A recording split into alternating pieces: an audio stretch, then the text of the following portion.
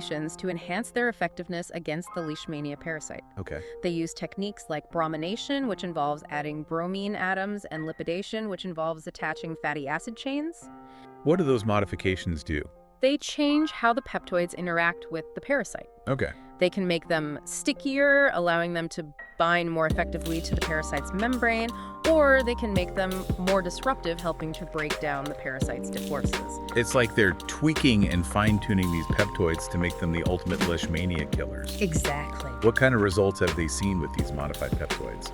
They've had some really promising findings. Two peptoids in particular, TM9 and TM10, showed potent activity against the parasite, even at very low concentrations. Wow. What stood out in the research was how the bromination and lipidation significantly enhanced the peptoid's ability to attach to and disrupt the parasite's membrane. They were incredibly effective at killing the parasite. Wow, that's remarkable. Yes. It sounds like these peptoids could be a real breakthrough in treating visceral leishmaniasis. It's definitely a significant step forward, and remember, this is still early-stage research. There's a lot more to learn about optimizing these peptoids, making them even more effective, and minimizing any potential side effects. Still, this is offering real hope for people suffering from visceral leishmaniasis and other diseases with limited treatment options. Yes. It's amazing to think that we might one day have treatments that are both highly effective and less toxic to the body. That's the goal, and that's what makes this research so exciting. Yeah. But what's even more fascinating is that this is just the tip of the iceberg. Peptoid research extends far beyond anti-infective drugs. Really? They're being explored for a whole range of applications, from antiviral treatments to therapies for Alzheimer's disease. Hold on. Peptoids for Alzheimer's. That's a fascinating leap. I'm really curious to learn more about that. Well, before we delve into those broader implications, let's take a step back and really appreciate how genomic technologies in general are revolutionizing our approach to infectious diseases. It's not just about the specific drugs, but the entire toolkit that genomics provides. Right. It's changing everything from how we detect pathogens to how we understand antimicrobial resistance. You're absolutely right. It's a whole new world of possibilities. Let's unpack that in our next segment. Okay, so we've talked about these incredible self-defense surfaces and peptoids that can target specific pathogens. Right. It's clear that genomic technologies are playing a huge role in developing these groundbreaking treatments. But how else is genomics changing the game when it comes to infectious diseases? Well, think of genomic technologies as our super-powered microscope, allowing us to zoom in on the genetic level of pathogens with incredible detail. It's like having a blueprint of the enemy, allowing us to understand their weaknesses and develop more targeted strategies to defeat them. So we're talking about techniques like PCR and next-generation sequencing. Right, I've heard those terms thrown around, but I'm not entirely sure how they work. Essentially, these techniques allow us to analyze the genetic material of pathogens, whether it's bacteria, viruses, or parasites. We can identify them with incredible accuracy and speed, which is a huge advantage over traditional methods like culturing. One of the articles we have really emphasizes that speed advantage. It points out how traditional culturing methods can take days or even weeks to identify a pathogen, Yeah. while genomic techniques can often do it in hours. Why is that speed so important? The faster we can identify the culprit, the faster we can get the right treatment to the patient. In cases of severe infection, that speed can literally be the difference between life and death. That makes sense, but it's not just about speed, is it? No, it's not. Genomic technologies also offer incredible sensitivity. They can detect even tiny amounts of a pathogen's genetic material, meaning we can identify infections much earlier, even before symptoms appear. So earlier diagnosis, faster treatment. Starting to see how this is a game changer. What other advantages do these genomic techniques offer? Well, another major plus is the ability to test for multiple pathogens in a single sample. Imagine being able to rule out dozens of potential types with just one test.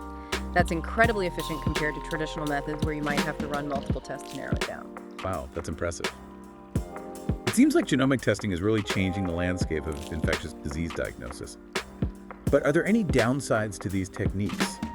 There are some challenges to consider. Cost is one factor. Genomic testing can be more expensive than traditional methods, especially when it comes to implementing it on a large scale. I suppose that's to be expected with cutting-edge technology. Are there any other hurdles? Another challenge is the need for specialized equipment and expertise. You need trained personnel to run these tests and interpret the vast amounts of data generated. So it's not just about having the technology, it's about having the infrastructure and the people who know how to use it effectively. But surely as the technology advances and becomes more widely adopted, These costs will come down, right? That's the hope. And the potential benefits are so significant that it's likely to become the standard of care in the near future. Now, one of the most crucial areas where genomic technologies are making a difference is in the fight against antimicrobial resistance. Antimicrobial resistance. That's a scary term I've been hearing more and more lately. Can you remind me what that is again? Antimicrobial resistance, or AMR, occurs when bacteria, viruses, or other microbes evolve to become resistant to the drugs we use to treat them. It's a growing global threat, making it harder and harder to fight infections. So the drugs that used to work are becoming less effective. Right. That's a terrifying thought. Yeah. How are genomic technologies helping us combat this? Well, genomics allows us to get a much clearer picture of what's happening at the genetic level. We can analyze the genes of these microbes to identify the specific mutations that are causing resistance. This information helps us track the spread of resistant strains and develop new drugs that can overcome these resistance mechanisms. So it's about understanding the enemy's defenses and finding ways to breach them. One of the papers mentions something called resistance phenotypes. What are those? A resistance phenotype basically describes how resistant a particular strain of microbe is to a specific drug. Genomic data can help us predict these phenotypes with remarkable accuracy, allowing doctors to prescribe the right antibiotic from the start. So rather than prescribing an antibiotic that might not work, they can choose one that's more likely to be effective. That seems incredibly valuable in preserving the effectiveness of our existing antibiotics. It's critical, and it goes beyond individual patients. Genomic surveillance is becoming a cornerstone of global efforts to combat antimicrobial resistance. By tracking the genetic changes in these microbes, we can understand how resistance is spreading, which can inform public health intervention. It's like having a global map of resistance showing you where the hotspots are and how they're connected. Exactly. And genomics is also playing a crucial role in something else, outbreak investigations. Remember how we talked about the speed and accuracy of pathogen identification? Well, that's invaluable when you're trying to track down the source of an outbreak. One of the papers really emphasized that detective work aspect. Yeah. It talked about how genome sequencing can help pinpoint the origin of an infection by comparing the genetic makeup of isolates from different patients or even from the environment. It's like tracing the lineage of a pathogen. It really is like solving a molecular mystery. By analyzing the subtle genetic differences between different isolates, scientists can trace the path of an outbreak and identify the source, whether it's a contaminated food product, a hospital, or even a specific geographic location. That seems incredibly valuable information for public health officials. It's essential for understanding how an outbreak is spreading and implementing effective control measures to prevent further transmission. Now, there's another fascinating area where genomics is having a major impact, and it involves those trillions of bacteria that live inside us, the microbiota. Oh, right. The microbiota, those tiny organisms that call our bodies home. Yes. I've heard they play a vital role in our health, but I don't fully understand how. The microbiota is incredibly complex and diverse, and it influences everything from our digestion to our immune system.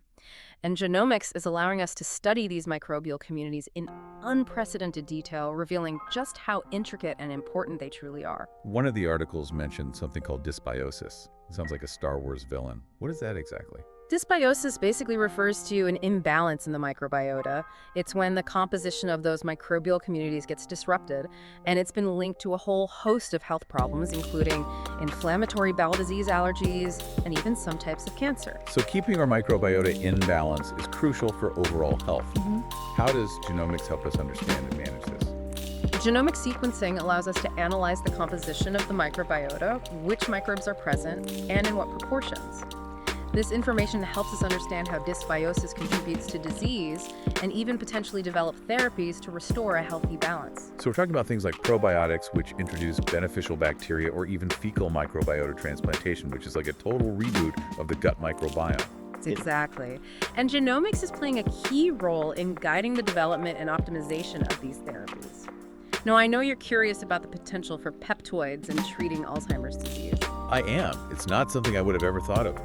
How can these antimicrobial molecules possibly help with a neurodegenerative disease like Alzheimer's? Yeah. It is a bit of a head-scratcher. I know that Alzheimer's is characterized by the buildup of amyloid plaques in the brain. Right. And these plaques are thought to disrupt brain function. But where do peptoids fit into all of this? Well, there's a fascinating theory that suggests amyloid beta, the protein that forms those plaques, might actually have antimicrobial properties, similar to the naturally occurring peptides we discussed earlier. Okay. Like a double-edged sword. It might help protect the brain from infection, Okay. but in the process, it can